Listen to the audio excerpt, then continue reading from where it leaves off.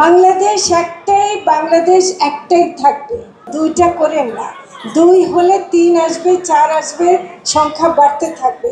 আমাদের মেয়েরা, জুলাইয়ের মেয়েরা, আপনারা যে ভিডিও দেখিয়েছেন সেখানে যে মেয়েরা ছিল, এত মেয়ে ছিল, সেই মেয়েদেরকে এখন আমরা কোথাও দেখি না।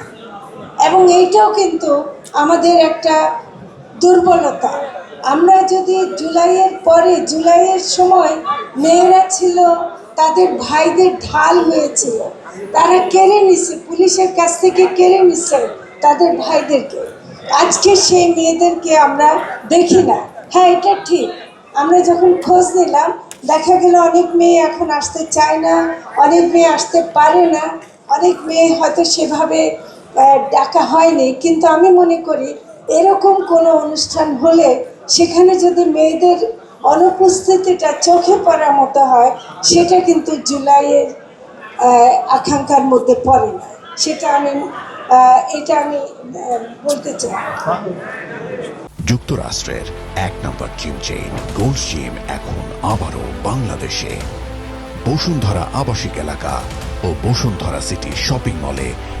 আমাদের আরেকটা কথা যেটা শুনছি, বাংলাদেশ দুই কথাটার সাথে আমি একটু দ্বিমত পোষণ করি। বাংলাদেশ একটাই, বাংলাদেশ একটাই, বাংলাদেশ একটাই থাকবে। এবং এই বাংলাদেশ কেন সত্যিকারের বাংলাদেশ হয়ে উঠতে পারে নাই, সেটার জন্যই আমাদেরকে 24-এ এইরকম কষ্ট করতে, রক্ত দিতে হয়েছে।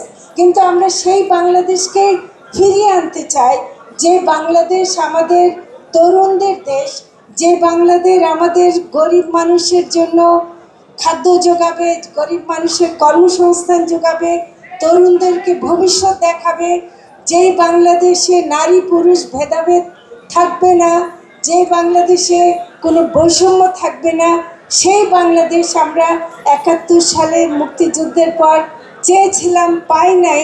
তাই বলে সেই বাংলাদেশকে আমরা ফেলে দেই নাই, বাংলাদেশকেই আমরা বাংলাদেশ রাখার মতো করে আমরা জুলাইয়ের অভ্যুত্থান করেছি। সেজন্য আমি বলবো দুইটা করেন না। দুই হলে তিন আসবে, চার আসবে, সংখ্যা বাড়তে থাকবে। কাজে বাংলাদেশ বাংলাদেশই থাকবে, সেটা আমি আপনাদেরকে বলতে চাই।